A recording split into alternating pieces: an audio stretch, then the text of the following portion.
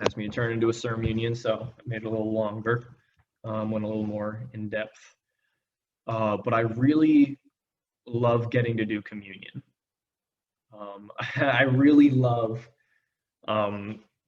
getting to talk about why I'm a Christian. It's such an honor for me to really get to talk about something so significant. I'm just grateful that I get to share about the most important event in history, about the event that changed the course of the rest of time. And so I want let's look over at Mark chapter 3. That's where we're going to start off. And while you're turning over there, there's this book series that I've been following online for a while now, and it just ended like a few weeks ago. And I'm going to be very vague about it because I don't want to spoil the ending for people that might be reading it. So I'll be, very nice and vague. But essentially what happens is the series ends revealing that essentially the main character was in control of pretty much like the whole story all along.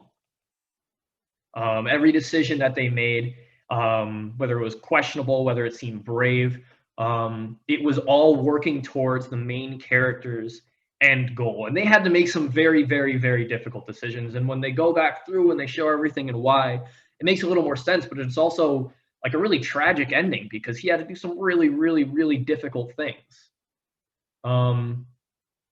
But ultimately, he chose to do these things because he wanted to save the people that he cared about. Ultimately, he did, albeit some questionable things, to save the people that he cared about. And it kind of got me thinking. It got me thinking about the cross. It got me thinking about Jesus's road to the cross. Because when we study out the cross, we know that Jesus didn't want to be crucified. Jesus is in the garden, he's praying, he's pleading with God for there to be another way. So we know that Jesus does not want to go to the cross, and we know that he was tempted to compromise in the garden. But do we look further back than the garden? Because Jesus' road to the cross did not start in Matthew 26. The road to the cross was a lot longer than just that. Do we recognize that Jesus is God? Like, do we recognize that Jesus really does have supreme power?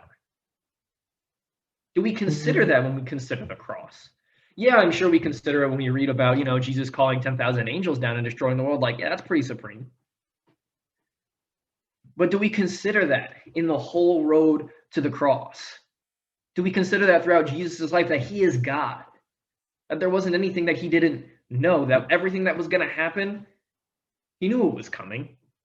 It wasn't a shock to him. Now, those things still hurt. Jesus still cried in the Bible. So he felt.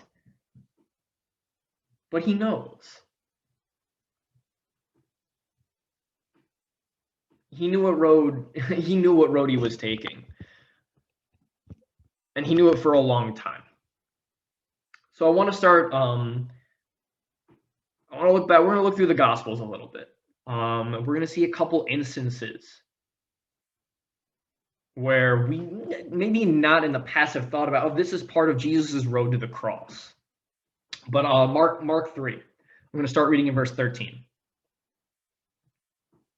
Jesus went up on a mountainside and called to him those he wanted, and they came to him. He appointed 12 that they might be with him and that he might send them out to preach. These are the 12 who he appointed: Simon, to whom he gave the name Peter, James, son of Zebedee, and his brother John. To them he gave the name Boanerges, which means sons of thunder. Andrew, Philip, Bartholomew, Matthew, Thomas, James, son of Alphaeus, Thaddeus, Simon the Zealot, and Judas Iscariot, who betrayed him. You look at that list of people. Do you think that Jesus knew who he was calling? Do you think, because it says Jesus called to him who he, so these weren't just some random people. You're like, oh, this is not a bad group of 12 guys. Okay, we'll do this. It says Jesus called to him those he wanted, and he appointed them. So Jesus, again, I mean, listen, Jesus doesn't make mistakes. I think we can kind of agree on that. But this was intentional. Look who Jesus called. Jesus called Thomas. If I have all the power in the universe and I can do literally anything, why would I call someone who's going to doubt me along the way? Let's feed 5,000. How are we going to do that? This is all we have. Thomas, have you learned nothing? Have you been paying attention? I won't believe that he's back until I feel the holes in his hands and the hole in his side. Well, Thomas, come take a, like, that must have been kind of frustrating for Jesus along the way to have Thomas there. And now I'm not ragging on Thomas completely. Jesus called him intentionally, and Thomas did some incredible things. But Jesus called Thomas. Jesus called Peter. He called Simon. Jesus knows. Jesus knew that was going to be arguably his best friend, and John would probably be John would probably be the one to argue the point of who was his best friend. But Peter was like arguably Jesus' best friend. And what was Peter going to do? You think Jesus knew? Do you think Jesus knew that Peter was going to deny him? Because I think he did. And then he kind of tells us that he did because he told Peter what he was going to do before he did it. So this isn't news. Jesus would call Peter a stumbling block. Jesus called Peter who would get in his way to follow him. Jesus chose Judas. Mark 3 says that Jesus called to him those he wanted. Jesus wanted Judas with him along the way. And we talk about Jesus' relationship with Judas, like when he's washing the disciples' feet. Like, he knows what Judas is going to do to him, how difficult that is. But for Jesus to bring him on and to love him for 3 years, Jesus knew that he was bringing on a thief, someone who would steal money from the church. Jesus knew he was bringing on a liar. Jesus knew he was bringing on someone who would take bribes.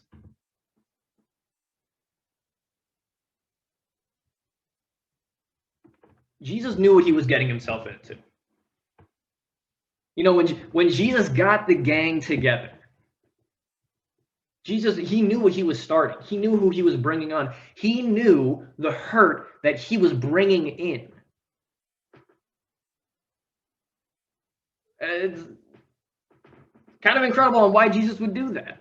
I mean, the Bible goes on and eventually calls the apostles, or some of them, unschooled, ordinary men. So, it's not like Jesus, I want the most qualified, the most understanding, the most well-read. He's just like, no, this is what I need. Jesus knew what he was getting himself into, and Jesus was getting himself into pain from these relationships. The road to the cross, again, it doesn't start in the garden. These relationships were part of his road to the cross. The good and the bad, because there was good. There was absolutely good. And, there was some bad too. That happens.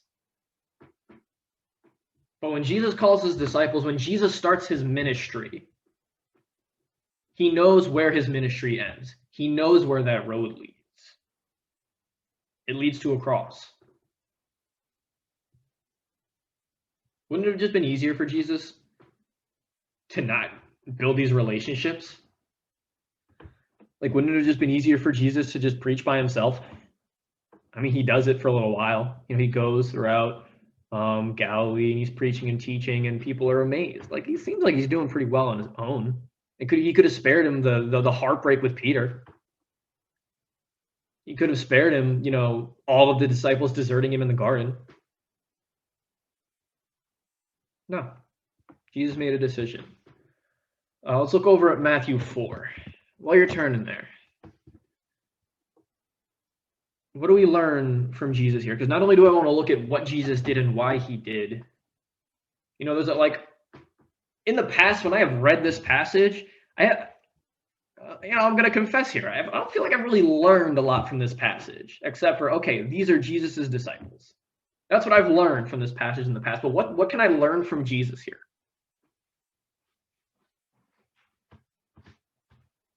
Well, Jesus was willing to love the people he knew were going to hurt him the most. Not just for a little while. Jesus was willing to love and build a relationship and cultivate a friendship with people he knew was going to hurt him badly. And it's not it's not just like, we can assume that. John 13 literally tells us that Jesus loved the disciples in a way that no one had ever loved anyone before.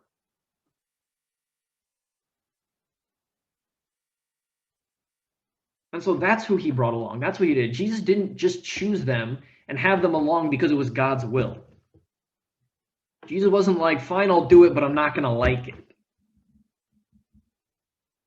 Jesus loved them along the way. And we've all been hurt in relationships before. We've all been hurt by people before. I've been hurt pretty bad in relationships, in friendships. Some of the people that I've considered some of my closest friends are the people that have hurt me the most.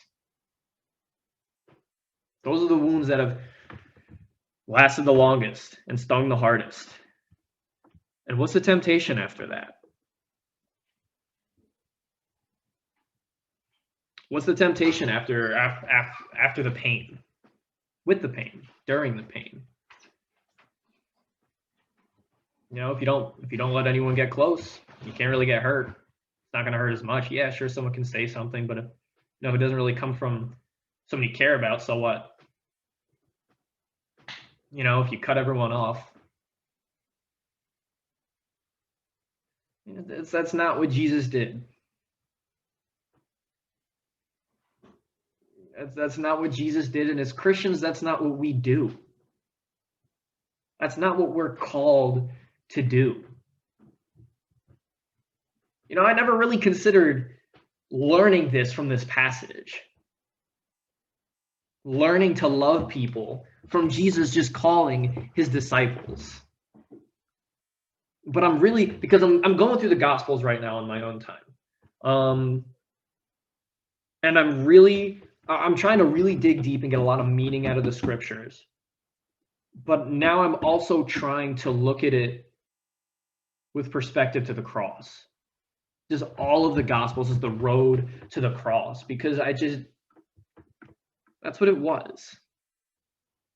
That's what Jesus' life was. Jesus loved the ones who would betray him and abandon him to a lonely, painful death, and he loved them in a way that we'll never comprehend.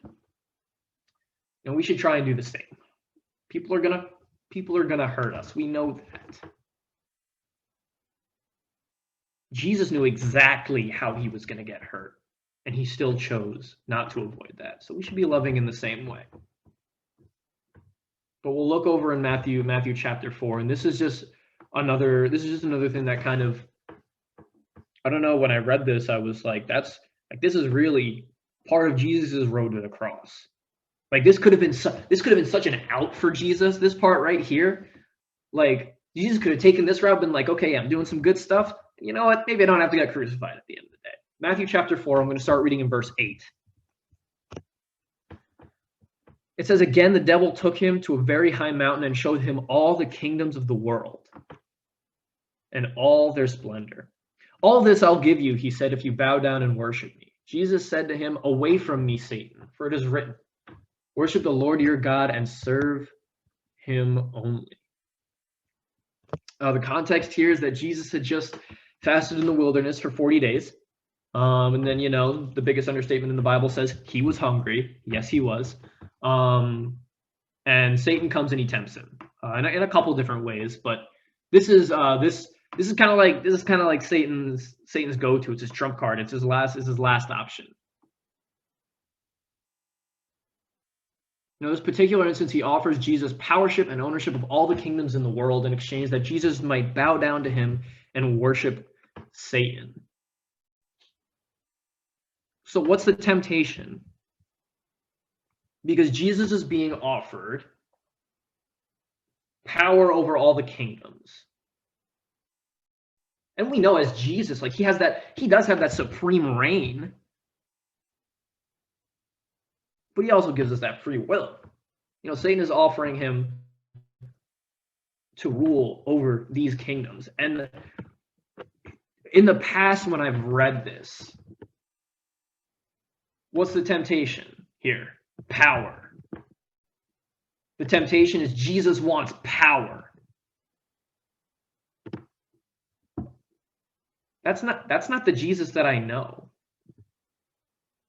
When I was Hebrews 4:15, it tells us that Jesus was tempted in every way. So we know that part of the temptation was power. But when I read the Bible, I don't see a power-hungry Jesus. That's not the Jesus that I've gotten to know. Don't you think that Jesus knew what was going on in all those kingdoms? Don't you think that Jesus knew about all the pain? Don't you think that Jesus knew about every heartbreak, all the hurt that was going on, all the crimes, all the murder? Don't you think that Jesus knew about every person that was left widowed, about every child that was left orphaned, about every abused spouse or child? Don't you think that Jesus knew that the poor were suffering? Don't you think Jesus knew how those who were in power were taking advantage of those who were weak? Jesus knew about every depressed person. Jesus knew about every single person on the brink of suicide, every lonely, every abandoned, and every scared person. Jesus knew about them.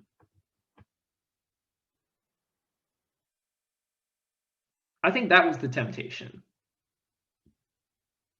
Because the Jesus I know wants to love and care for and help and save. He came to heal. How tempting would it have been for Jesus to not take that opportunity? Because who would have been a better king than Jesus? Who would have been a better king than Jesus? Solomon was only the wisest king of all time because God gave him that wisdom. Who better than the one that gave him that wisdom to rule? Jesus could have stepped in and he would have been the best king. His righteous rule would have ended so much suffering. I'm sure, again, Jesus was tempted in every way, so there was a temptation for power, but the Jesus I know would have wanted to step in and save the world. As we probably would have seen it at that point as well. Because I'm not a bad guy. What if I just do this one questionable thing and then I get to step in and I get to do what I think is right and I get to help people? Now, I wouldn't really make the best king, but in that situation, maybe that's what I would think when I'm offered all this power, right?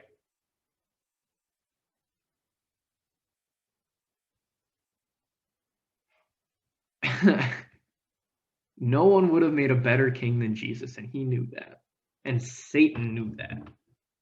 And Satan knew what that would have meant to Jesus. But kings don't get crucified. Kings don't get crucified. They aren't sent to the most brutal deaths. And you know what? Jesus knew the plan. Jesus knew what he came to do. And although, Jesus could have been the most loving and caring and gracious king there ever was in all of time, Jesus' eyes were set. Jesus knew the plan. Jesus knew the road that he was on. This wasn't even the only time that Jesus was not offered, but almost had power thrust upon him. In John 6, verse 15, this is right after he feeds the 5,000. It says that Jesus knew that they were about to take him and force him to be their king. So he left, which Jesus has a habit of doing that when things get kind of like, all right, this is too much. Jesus has this habit of just being able to disappear. It's kind of cool.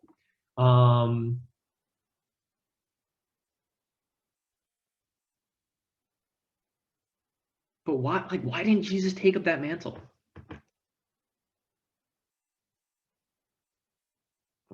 It's because he was thinking about me.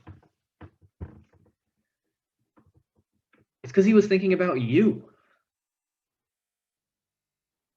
You know, if Jesus takes up that mantle and he stops all that temporary pain in the world, what if he doesn't go to the cross? You know, I don't have the opportunity to live a life free from sin. I don't have an opportunity to be right with God, to have a relationship with him. I don't have an opportunity to have a relationship with Jesus. And I was enough.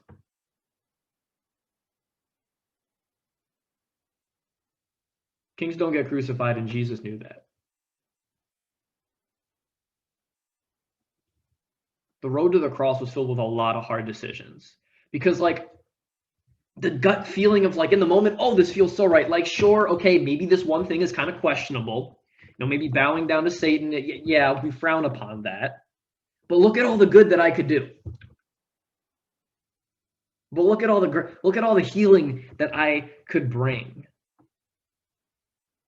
You know, what do I learn from Jesus here? Jesus chose God's will. He chose God's will for every man and woman to have a chance to live a life free from sin over what would have felt right in the moment. You know, where are we tempted to compromise? Because Jesus was tempted to compromise here. Jesus was tempted to compromise the plan. You know, where would we do something that we know doesn't glorify God, but we'll do it so we can do something that feels right? Like, oh, but this seems like a good thing. I'll be honest with you, your gut does not lead you in the way everlasting. Your gut feeling, it's not always the most righteous thing in the world. Jesus did not compromise. Jesus did not bow down to Satan so that he could bring the world temporary relief. Jesus saw God's plan. When Jesus was showed all the kingdoms in the world, when Jesus was showed all the kingdoms in the world and he saw the pain and he saw the hurt, Jesus saw the cross. Jesus saw you. He saw me. He saw us suffering in our sin. And he decided that we were enough. You know, as you guys are spending your own time in the Bible, you know, I want to encourage you to take a look at the cross in whatever you're reading. Because the whole Bible, it points towards Jesus. Before Jesus, it was all pointing towards him. And even after Jesus, it's pretty much just Paul saying, hold on, look back at Jesus.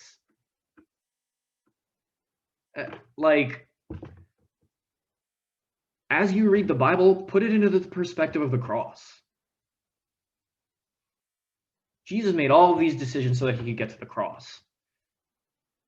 And again, I'm doing it as I'm reading through.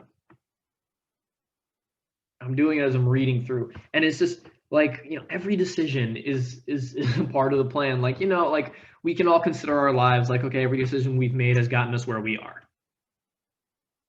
But we don't always know where we're going. We don't know where we're going to end up. We know maybe where we want to go, but we don't know where we're going to end up. And it's a lot.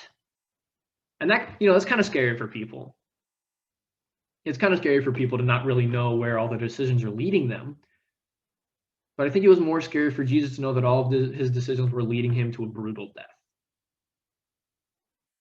And he still made those. I think of all the healing, like all the healing, all the preaching, all the people that Jesus got to know and that Jesus got to love and to help. That was part of his road to the cross. Think about Jesus entering Jerusalem just before the Passover.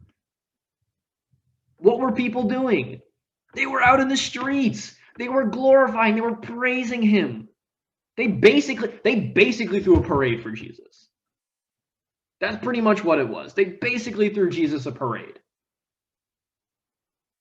Those were the people that not long after were screaming, "Crucify him," in the temple courts. Crucify him. Jesus played along with this whole parade. With all these people, "Oh, it's Jesus, we're so happy. We love Jesus." But he knew what was going to happen. He knew where they were going to go. The last example that I want to look at is in Matthew 26. And when we think of the cross and when we think of Jesus making difficult decisions, this is usually one of the go-tos. In Matthew chapter 26, this is kind of where, when we study out the cross, this is where things kind of get going. It's right after the garden. So in Matthew chapter 26, I'll start reading in verse 47. It says, "While he was still speaking, Judas, one of the 12, arrived with him. With him was a large crowd, armed with swords and clubs, sent from the chief priests and the elders of the people. Now the betrayer had arranged a signal with them. 'The one I kiss is the man. Arrest him.' Going at once to Jesus, Judas said, 'Greetings, Rabbi,' and kissed him. Jesus replied, 'Do what you came for, friend.' Then the men stepped forward and seized Jesus and arrested him. With that, one of Jesus' companions, Peter, reached for his sword, drew it, and struck the servant of the high priest, cutting off his ear. 'Put your sword back in its place,' Jesus said to him, 'for all who draw the sword will die by the sword. Do you think I cannot call on my Father, and he will at once put at my disposal more than 12 legions of angels? But how then would the scriptures be fulfilled that say it must happen in this way?'"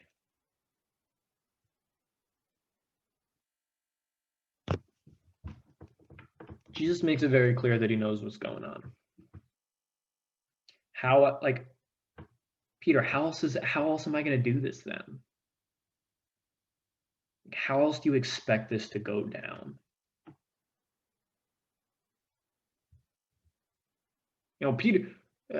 Peter pulls out his sword and he is ready to go. Peter pulls out his sword and he's like, "All right, so what are we going to do about this?" I love Peter's heart in the moment to protect Jesus. He wants to defend Jesus, but in the grand scheme of things, and if you put it into the perspective of what Jesus says after, it's a little funny. Peter's sword to 10,000 angels. It's like when you're trying to do something and like a toddler or a child wants to help, but they're like small and feeble, so they do one very small thing. And although it really doesn't make a difference, it's nice to see that they want to help and that they want to do something. That's kind of what Peter's doing here. He's ready to go, he's ready to help, but what's he really going to do? What's he really going to do that Jesus can't do? Jesus knew the pain that he was about to endure. Jesus knew what the road to the cross looked like. Jesus knew that wasn't the beginning. Jesus' whole life was the road to the cross. Jesus knew that he was coming to the end of that road. And right there, when all the chips are down, and Jesus is facing the reality that he begged and pleaded with God to not have to endure, When that reality looked Jesus in the eye, Jesus did not blink. He didn't flinch. 10,000 angels, they never came. Because Jesus knew that if those 10,000 angels came, I wouldn't have had a chance to live a life free from sin. And, you know, I mean, if you consider like what 2 angels did to Sodom and Gomorrah, I don't really know if we ever would have existed, period.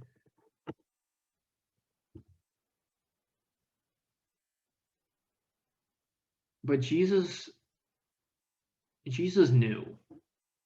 You know, I love when I study the cross out with people.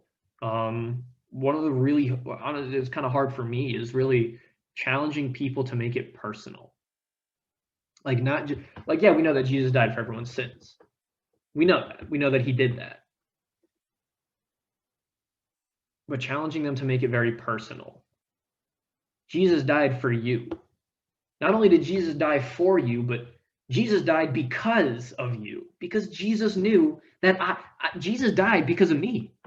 Because he knew that I was going to sin. And if I sin, or when I sin, because hello, I'm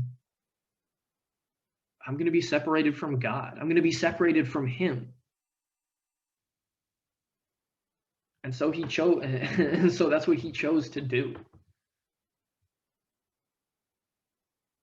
It's hard to challenge. Sometimes it could be hard for me to challenge people to really put that focus on themselves.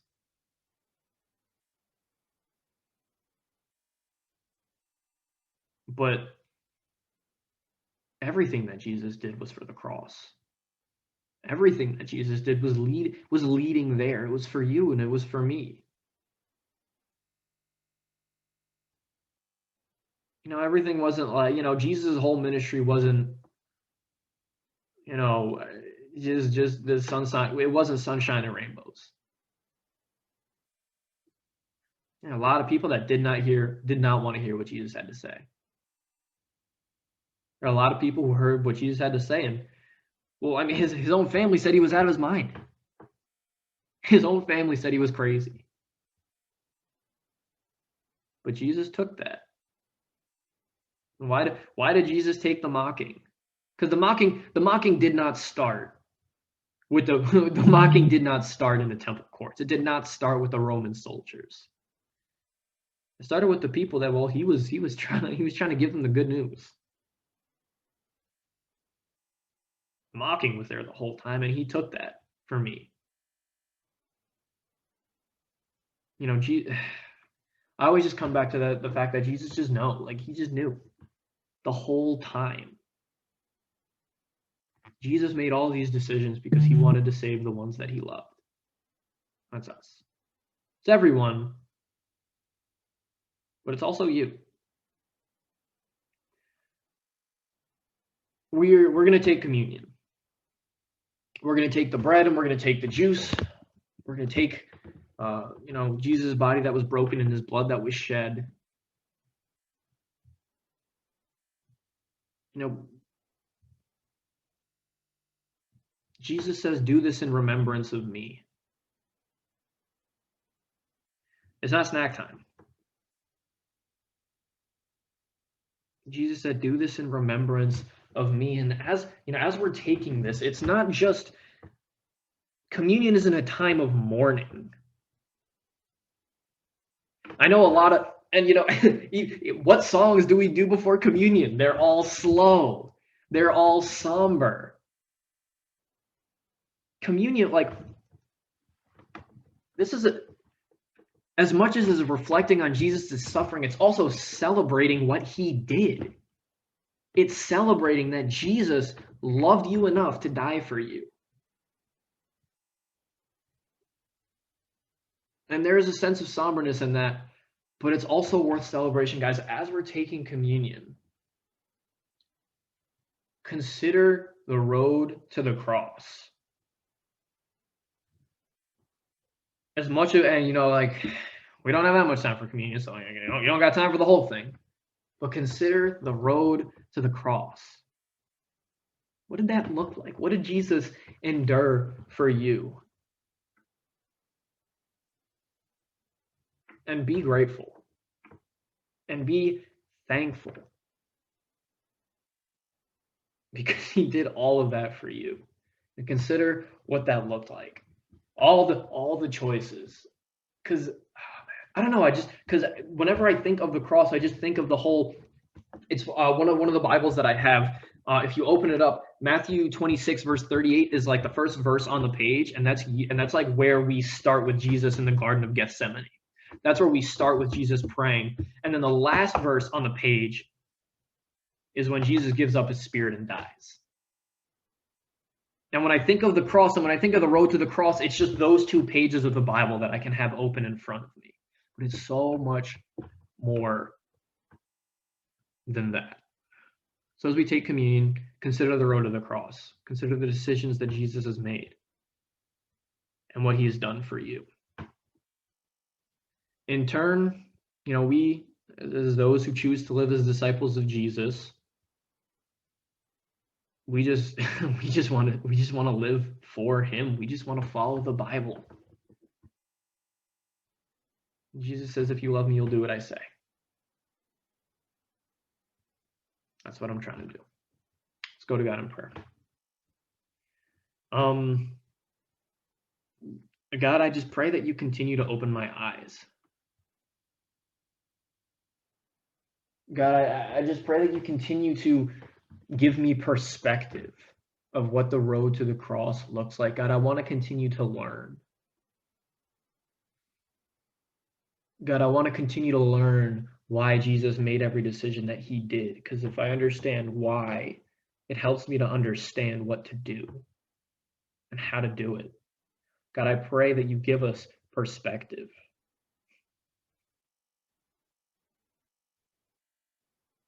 God, I pray that you give us understanding, something more than just the words that we read on the page, because we know that we are never going to comprehend the Bible in its entirety. I don't want to. God, if I could, then it loses it's just not as almighty. It's just, God, I pray though we will never understand, Father, you continue to give us that understanding so we can just know what to do, so we can have that drive, so we can have that understanding. God, I feel like if I know why I'm doing what I'm doing better, I can do what I'm doing better. It doesn't make any sense, God. It really doesn't. It doesn't make any sense why you would let Jesus make all of these decisions that were not good for him, but that were good for us. That you would let your son do all of these things for us, for me. For me, I'm wicked. I'm sinful. God, though I give my life to Jesus, I still mess up, and I forsake Jesus when I sin. You know that I'm going to do that. Not just that I did, but that I'll continue to do that. It's not that I want to. It's just I'm just messed up. God, I'm just not good enough. And I'm grateful that you're not looking for good enough. I'm grateful that you're not looking for good enough, God. But God, give us perspective. God, help us to consider a road to the cross. Help us to celebrate how much you love us. But let's take this time, Lord. Help us to understand. Help us to understand, God. Lord, we love you. We thank you. And in your son's name we pray.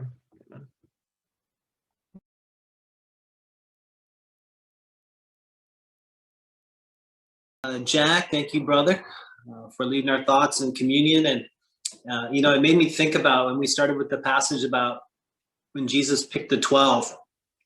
And so if you can imagine being in Jesus' shoes, would you call you? When we think about the people that Jesus called, but if you were in Jesus's shoes, knowing everything you know about you, would you call you? Because, knowing all your weaknesses, knowing all the mistakes that you've made, just knowing your character, the sins that you've struggled with. I don't know if anyone in here have you ever struggled with your love? Or is that just me? You ever struggled to love people? Have any of you ever given into sin? Have any of you ever doubted God or questioned God? God, what are you doing? Been critical? I don't know if anyone, have you ever struggled with being critical of God's church?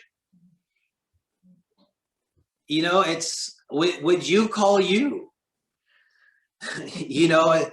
Would Jesus call you? Well, the answer is yes. Jesus is calling you. He's calling the disciples. He's calling us back today. And that's so much of what communion is meant to be. It's a time to, call us back. When we were baptized, we said, Jesus is Lord. And that's a decision that as disciples, that's not a one-time decision. That's a daily decision.